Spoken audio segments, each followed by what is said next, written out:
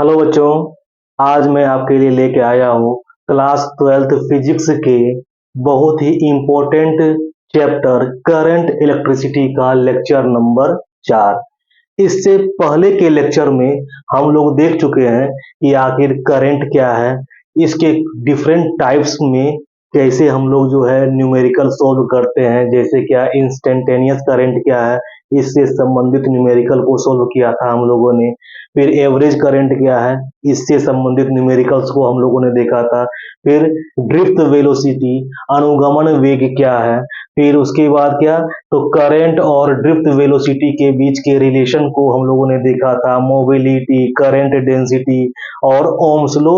और Ohm's law का derivation किसके द्वारा, तो ड्रिफ्ट वेलोसिटी से हम लोगों ने देख चुका है। ठीक, इसके आगे अब हम लोग देखेंगे क्या कि ओम्स लॉ में जो हमारे पास एक नया क्वांटिटी आया हुआ था जो कि आर से डिनोट हो रहा था, रेसिस्टेंस। आखिर रेसिस्टेंस है क्या, तो चलिए हम लोग देखते हैं कि रेसिस्टेंस है क्या।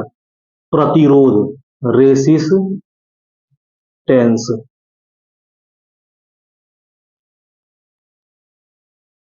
प्रतिरोध,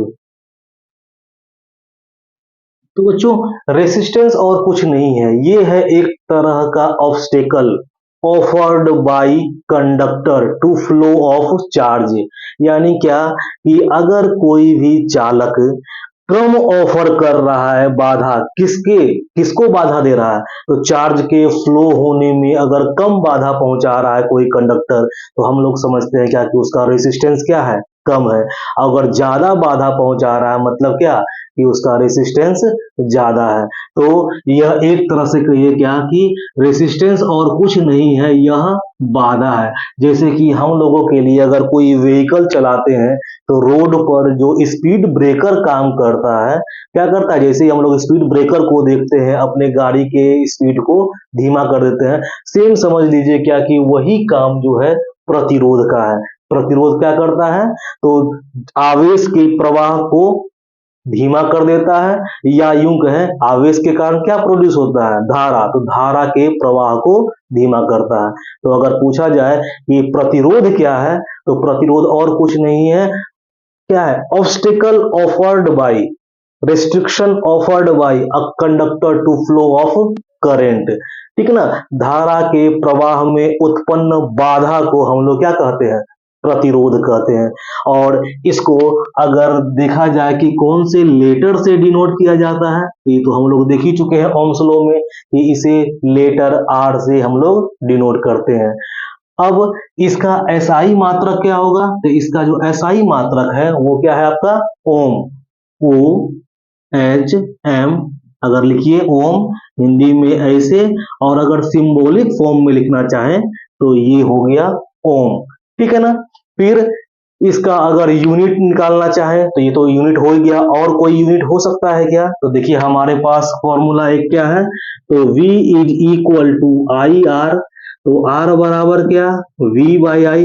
V के लिए आपका यूनिट लेते हैं वोल्ट, और करंट के लिए यूनिट लेते हैं एम्पियर। एम्पियर ऊपर जाएगा तो पर एम्पियर, यानी कि ओम ही एक यूनिट नहीं है किसका, रेसिस्टेंस का, एक और यूनिट हो सकता है ऐसा ही, वो क्या है आपका, वोल्ट पर एम्पियर। और इसकी सहायता से हम लोग इसका डायमेंशन भी निकाल लेंगे। तो एक बार फिर से कि रेसिस्टेंस क्या है, तो ऑब्स्टेकल या restriction offered by conductor to flow of charge. ठीक है ना, ये आवेश के प्रवाह में जो उत्पन्न बाधा है उसी को हम लोग क्या कहते हैं, प्रतिरोध कहते हैं।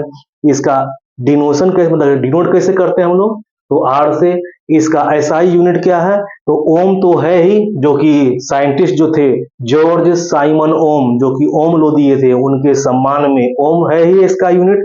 दूसरा यूनिट क्या है, फॉर्मूला से निकला हुआ है वोल्ट पर एम्पियर। और डायमेंशन हम लोग निकाल लेंगे, पहले वोल्ट का यानी कि विभवांतर का डायमेंशन रख देंगे, और एम्पियर रख देंगे। सॉल्व करेंगे, जो आएगा वो आपका रेसिस्टेंस का डायमेंशन हो जाएगा। ठीक है।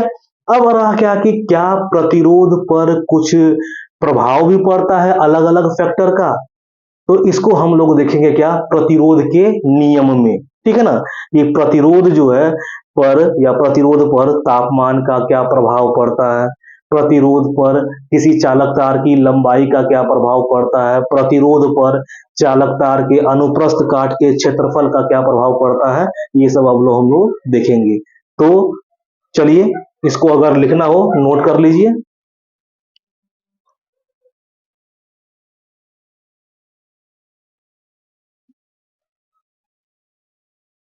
चलिए हम लोग देखते हैं प्रतिरोध के नियम।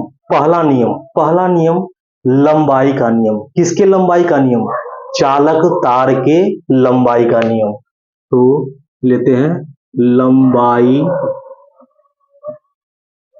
का नियम, लॉ ऑफ लेंथ। तो देखिए क्या है कि अगर कोई भी चालक तार की लंबाई कम होती है तो उसका प्रतिरोध भी कम होता है, और अगर चालक तार की लंबाई को हम ज्यादा कर दें तो उसका प्रतिरोध भी क्या होता है? ज्यादा होता है। तो ये एक के कम होने से दूसरा भी कम और एक के ज्यादा होने से दूसरा भी ज्यादा, यह संबंध कहलाता है समानुपाती का। मतलब क्या कि आपका जो प्रतिरोध है, आपका नहीं, चालक तार का जो प्रतिरोध है वो लंबाई पे किस प्रकार डिपेंड करता है? तो समानुपातिक रूप से, यानी कि प्रतिरोध हमेशा चालक तार के लंबाई के समानुपाती होता है। ये इक्वेशन 1, इसको याद रखिएगा। इससे संबंधित हम लोग न्यूमेरिकल भी सोल्व करेंगे। चलिए दूसरा नियम जो है आपका क्या कि क्षेत्रफल का नियम। क्षेत्रफल का नियम, क्षेत्रफल, और कौन सा क्षेत्रफल? तो अनुप्रस्थ काट का क्षेत्रफल, एरिया ऑफ क्रॉस सेक्शन। ये वाला देखिए, ये चालक तार है, इसको एकदम लंबवत रूप से अगर काट दिया जाए तो सामने वाला जो पोर्शन दिखेगा वो क्या कहलाएगा? इसका अनुप्रस्थ काट का क्षेत्रफल। तो क्षेत्रफल का नियम, ये क्या? तो law of area, law of area, ये क्या होता है? तो प्रतिरोध जो होगा वो हमेशा एरिया ऑफ क्रॉस सेक्शन के व्युत्क्रमानुपाती क्रमानुपाती होता है। इसको आप ऐसे समझ सकते हैं क्या कि आप ही को जाना है और एक बहुत चौड़ा रास्ता है, ज्यादा एरिया वाला रास्ता है, आप आसानी से फ्लो होइएगा, आपके रास्ते में बाधा कम आएगा, आपके फ्लो में ऑब्स्टेकल्स कम आएंगे। पर अगर संकीर्ण रास्ता हो तो आपको फ्लो होने में क्या होगा? काफी कठिनाइयों का सामना करना पड़ेगा, यानी कि ज्यादा प्रतिरोध का सामना करना पड़ेगा। तो एरिया ज्यादा प्रतिरोध कम, एरिया कम प्रतिरोध ज्यादा, किस प्रकार का संबंध? व्युत्क्रमानुपाती क्रमानुपाती का। ठीक है ना? तो चलिए लंबाई वाले में क्या आया कि प्रतिरोध लंबाई के समानुपाती। फिर प्रतिरोध क्षेत्रफल वाले में क्या आया हुआ है कि प्रतिरोध अनुप्रस्थ काट के क्षेत्रफल के व्युत्क्रमानुपाती क्रमानुपाती होता है। अब अगर इन दोनों रिलेशंस को हम लोग कंबाइंड कर दें, यानी कि 1 और 2 से लेकर के चले, 1 और 2 से, तो क्या हो सकता है हमारा कि from 1 and 2, from 1 and 2, E R, ये सिंबल प्रोपोर्शनलिटी का किसके समानुपाती? तो R by A, sorry L by A के। अब ये प्रोपोर्शनलिटी के सिंबल को अगर हम हटाना चाहें तो वहां पर एक तो प्रोपोर्शनलिटी कांस्टेंट देना होता है, और इस केस में, ये वाले केस में एक प्रोपोर्शनलिटी कांस्टेंट देते हैं, वो है आपका क्या? रो। ठीक है ना? तो लेते चलते हैं हम लोग ई आर, ये सिंबल को हटाया गया, एक कांस्टेंट दिया गया, वो कांस्टेंट क्या है? रो एल बाई ए, जहां रो क्या है? तो आपका है समानुपातिक नियतांक, समानुपातिक नियतांक। ठीक है? और इसी समानुपातिक नियतांक को हम लोग कहते हैं क्या है? रेसिस्टिविटी। ठीक है ना? रेसिस्टिविटी, रेसिस्टिविटी, ठीक है ना? प्रतिरोधकता, प्रतिरोधकता। ठीक है ना? या स्पेसिफिक रेसिस्टेंस भी इसको कहते हैं। ये जो प्रतिरोधकता है रो, इसका दूसरा नाम क्या है? तो विशिष्ट प्रतिरोध स्पेसिफिक रेसिस्टेंस, ठीक है ना। तो चलिए हम लोग लिखते हैं क्या कि स्पेसिफिक स्पेसिफिक रेसिस्टेंस, विशिष्ट प्रतिरोध, विशिष्ट प्रतिरोध, ठीक है। तो चलिए ये हो गया। अब यहां से हम लोग अगर रो का, देखिए ओम्स लॉ में आर निकला, प्रतिरोध के नियम में एक नया चीज आ गया, क्या, प्रतिरोधकता आ गया। अब इसको निकालते हैं हम लोग कि आखिर रो है क्या। तो रो का क्या फॉर्मूला हो जाएगा, तो आर ए बाई एल, यानी कि किसी भी चालक तार की जो प्रतिरोधकता होती है उसके लिए आपके पास क्या फॉर्मूला है, प्रतिरोधकता या विशिष्ट प्रतिरोध का जो फॉर्मूला है वो क्या है, आर ए बाई एल। और अगर इसका अब हम लोग, चूंकि हमारे पास नया क्वांटिटी आ चुका है प्रतिरोधकता, तो हम लोगों को जानना होगा ना कि आखिर इसका एसआई मात्रक क्या है, इसका डायमेंशन क्या है, ये सब। तो चलिए हम लोग मात्रक निकालते हैं। तो इसका जो यूनिट है, पहले यूनिट देख ले कि यूनिट क्या है। आर के लिए ओम, ए एरिया, एरिया के लिए आपका मीटर स्क्वायर, और बाई एल, एल क्या, मीटर, ये मीटर और ये मीटर कैंसिल आउट, बच क्या आपका ओम मीटर। यानी क्या कि प्रतिरोधकता का अगर यूनिट कहा जाए तो वो क्या होगा, ओम मीटर होगा, ठीक ना। और अभी तक हम लोगों ने ये नहीं देखा है कि आखिर प्रतिरोधकता है क्या है, उसको भी हम लोग थोड़ा सा डिफाइन करेंगे, जो कि आप लोगों ने 10th में भी किया था।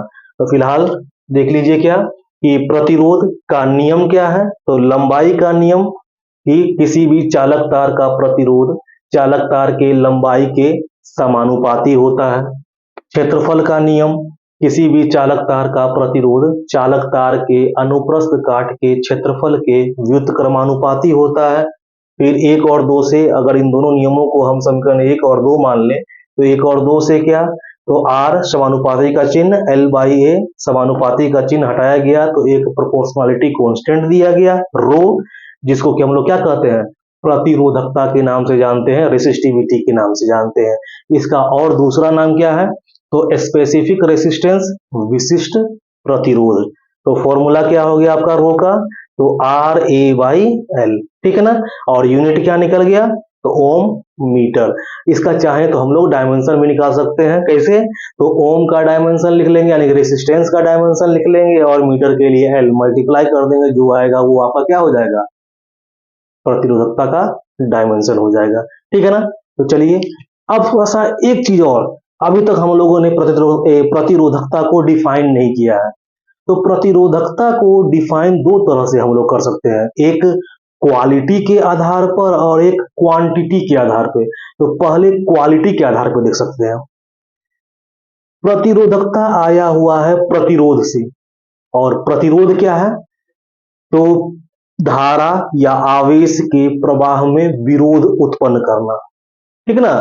तो इसी से अगर कहें क्या कि क्षमता अगर ले लें, कोई चालक तार है, अगर उसकी क्षमता ज्यादा रोकने वाली है तो उसकी प्रतिरोधकता भी क्या होगी, ज्यादा होगी, ठीक है ना। और कोई अगर चालक तार है, मान लीजिए सिल्वर का बना हुआ है, उसका प्रतिरोध कम होता है, तो उसकी प्रतिरोधकता भी क्या होगी, कम होगी। तो हम लोग कैसे कह सकते हैं कि प्रति चालक तार या किसी भी चालक का जो प्रतिरोधकता होता है वो प्रतिरोध उत्पन्न करने की क्षमता के बराबर होता है, या प्रतिरोधकता चालक द्वारा प्रतिरोध उत्पन्न करने की क्षमता को कहते हैं, ठीक है ना। ये गुण है कि जितनी ज्यादा क्षमता होगा प्रतिरोध उत्पन्न करने का, प्रतिरोधकता भी उतनी ज्यादा होगी, ये गुण के आधार पर परिभाषा। मगर इसको अगर हम लोग चाहें, इसको आप लोग लिख सकते हैं, दिमाग में बैठाइए क्या बोला जा रहा है कि किसी भी चालक की प्रतिरोधकता उस चालक द्वारा उत्पन्न किए गए प्रतिरोध की क्षमता को कहते हैं, ठीक है ना। ये तो गुण के आधार पर। अब अगर क्वांटिटी के आधार पर कहा जाए, ठीक है ना, मात्रा के आधार पर, तो देखिए हमारे पास क्या है कि रो का फॉर्मूला है, रो बराबर क्या, आर ए बाई एल। अब हम एक ऐसा चालक तार ले रहे हैं, ठीक है ना, जिसका कि अनुप्रस्थ काट का क्षेत्रफल 1 मीटर स्क्वायर और लंबाई कितना, 1 मीटर हो। तो ये कंडीशन अगर इस फॉर्मूला में हम अप्लाई करें तो रो बराबर क्या होगा, तो R इंटू ए वन एल वन, तो क्या हो जाएगा रो बराबर आर। यानी क्या देख रहे हैं आप लोग कि प्रतिरोधकता प्रतिरोध के बराबर होती है मात्रा में। प्रतिरोधकता किसके बराबर? प्रतिरोध के बराबर। मगर कब? कंडीशन क्या है? जब चालक तार के अनुप्रस्थ काट का क्षेत्रफल 1 मीटर स्क्वायर और चालक तार की लंबाई 1 मीटर हो, तब ना प्रतिरोधकता किसके बराबर? प्रतिरोध के बराबर। तो कैसे डिफाइन करेंगे? तो किसी भी चालक तार की प्रतिरोधकता उस चालक तार के प्रतिरोध के बराबर होती है जिसकी अनुप्रस्थ काट का क्षेत्रफल 1 मीटर स्क्वायर हो तथा लंबाई 1 मीटर हो। ये मात्रा के आधार पर हम लोगों ने परिभाषित किया, ठीक है ना। इससे पहले क्या था? गुण के आधार पे। किसको कहते हैं? तो प्रतिरोध उत्पन्न करने की क्षमता को प्रतिरोधकता कहते हैं। और मात्रा के आधार पे क्या? अगर चालक तार की लंबाई 1 मीटर, अनुप्रस्थ काट का क्षेत्रफल 1 मीटर स्क्वायर, तो चालक तार का प्रतिरोध ही उस चालक तार की प्रतिरोधकता कहलाती है, ठीक है ना। तो चलिए इसको आप लोग जैसे जो बोला गया यहाँ परिभाषा लिख सकते हैं, इसको नोट कर लीजिए।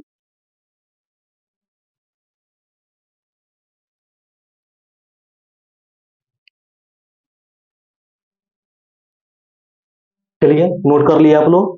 इसके बाद देखिए क्या, ये अभी जो हम लोग रेसिस्टिविटी रेसिस्टेंस ये सब जो पढ़े हैं उससे संबंधित कुछ न्यूमेरिकल जो कि एग्जाम में पूछा जाता है, चाहे वो ऑब्जेक्टिव में हो चाहे सब्जेक्टिव में हो। चलिए देखते हैं कि length of conducting wire is doubled. एक चालक तार की लंबाई को डबल कर दिया जा रहा है। कैसे? तो बाय स्ट्रेचिंग इट, इसको खींच करके लेंथ को डबल कर दिया जा रहा है। तो कह रहा है कि फाइंड इट्स न्यू रेसिस्टेंस, इसका नया रेसिस्टेंस कितना होगा। अगर इसको मांगा जाए तो देखिए कैसे हम लोग सोल्व करेंगे। मगर सोल्व करने से पहले थोड़ा समझिए।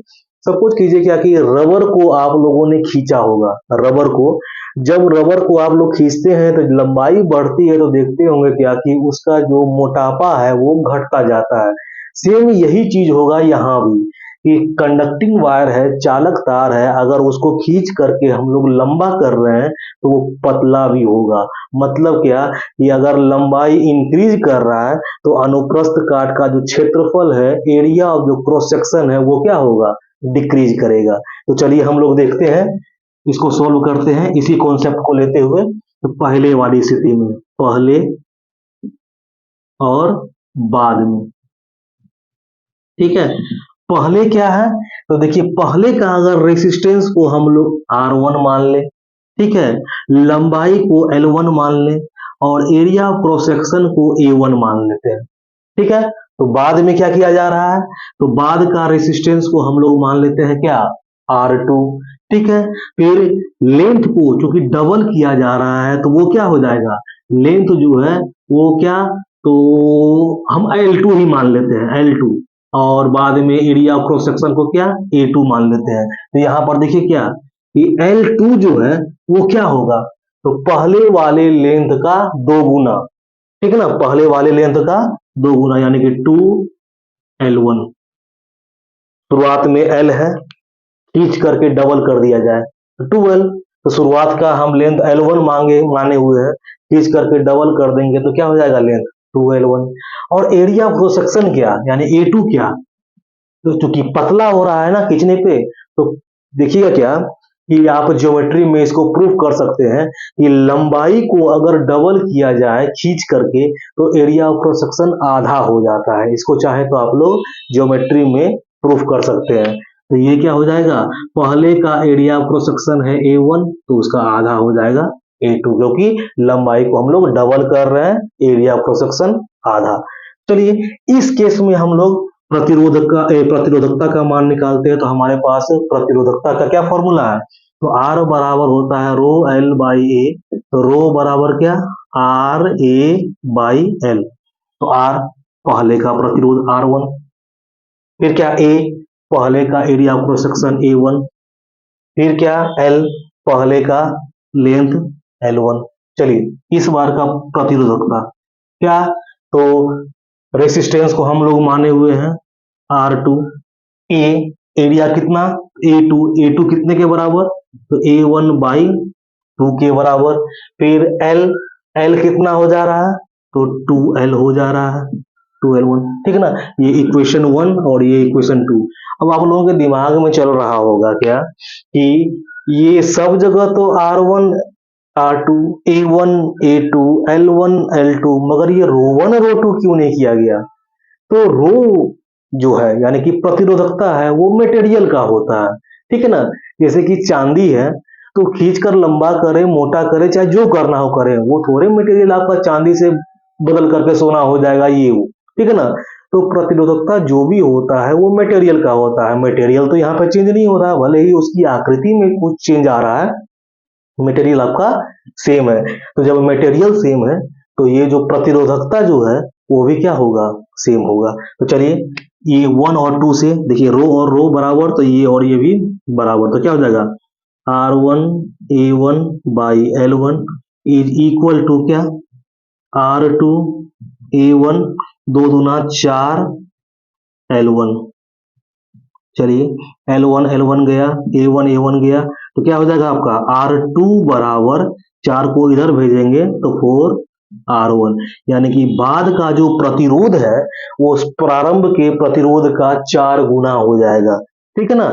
बाद का प्रतिरोध प्रारंभ के प्रतिरोध का 4 गुना हो जाएगा। कब, जब हम लोग कंडक्टिंग वायर के लेंथ को डबल करेंगे। और कैसे डबल करेंगे, खींच कर डबल करेंगे, ठीक है ना। तो चलिए अब इससे संबंधित बहुत सारा और भी न्यूमेरिकल हो सकता है क्या क्या ऐसे कह दे कि एक कंडक्टिंग वायर है, उसके लेंथ को हाफ कर दिया गया कट करके। देखिए लेंथ को हाफ कर दिया गया है कट करके, तो लंबाई आधा हो गया मगर एरिया ऑफ क्रॉस सेक्शन आधा नहीं हुआ। इस कंडीशन में नया वाला प्रतिरोध क्या होगा, ये आप लोग सोल्व कीजिएगा, ठीक है। या हो सकता है ऐसे कह दे क्या कि कंडक्टिंग वायर है और इसकी लंबाई को हाफ कर दिया गया है, इसी को मोड़ करके, जैसे देखिए कंडक्टिंग वायर और हम मोड़ करके हाफ कर दे रहे हैं इसकी लंबाई को, तो क्या हो जा रहा है लंबाई हाफ और मोड़ करके आधा कर रहे हैं, तो क्या हो जाएगा ये area of cross section double हो जाएगा। तो ऐसी स्थिति में फिर नया प्रतिरोध क्या है वो निकालिएगा। दो केस, हाफ वाले में दो केस कि काट करके आधा और फोल्ड करके आधा, ठीक है ना। या एक ऐसे भी हो सकता है क्या कि कोई भी एक चालक तार है और जब वह सर्कुलर शेप का है तो उसका आपका क्या कहते हैं ये प्रतिरोध 12 ओम है, ठीक है ना। एक कंडक्टिंग वायर जिसका कि प्रतिरोध कितना है 12 ओम है, उसको मोड़ करके गोल कर करके एक सर्कल बना लिया गया। तो कह रहा है क्या कि इसके व्यास के दोनों छोरों के बीच जो है आप क्या ज्ञात करें, प्रतिरोध का मान ज्ञात करें। तो ये आधा ऊपर चला गया आधा नीचे चला गया, मतलब कि 6 ओम ऊपर और 6 ओम नीचे। हालांकि यहाँ पर समांतर क्रम संयोजन का भी यूज होगा। फिलहाल हम लोग इसको अभी यहाँ पे सोल्व कर लेते हैं। समांतर क्रम संयोजन चूंकि आप लोग 10th में पढ़ के आए हुए हैं, तो देखिए क्या टोटल था 12 ओम, इसको फोल्ड कर करके या मोड़ करके बना दिया गया एक सर्कल। क्या मांगा जा रहा है, तो इसके व्यास के दोनों छोरों के बीच समतुल्य प्रतिरोध का मान मांगा जा रहा है।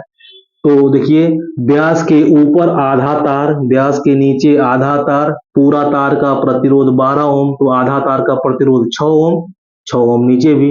अब ये दोनों तार जो है यानी ये वाला तार और ये वाला तार कौन से क्रम में संयोजित है, तो समांतर क्रम में संयोजित है। तो समांतर क्रम में जो समतुल्य प्रतिरोध होता है उसका मान क्या होता है 1/R is equal to 1/R1 plus 1/R2।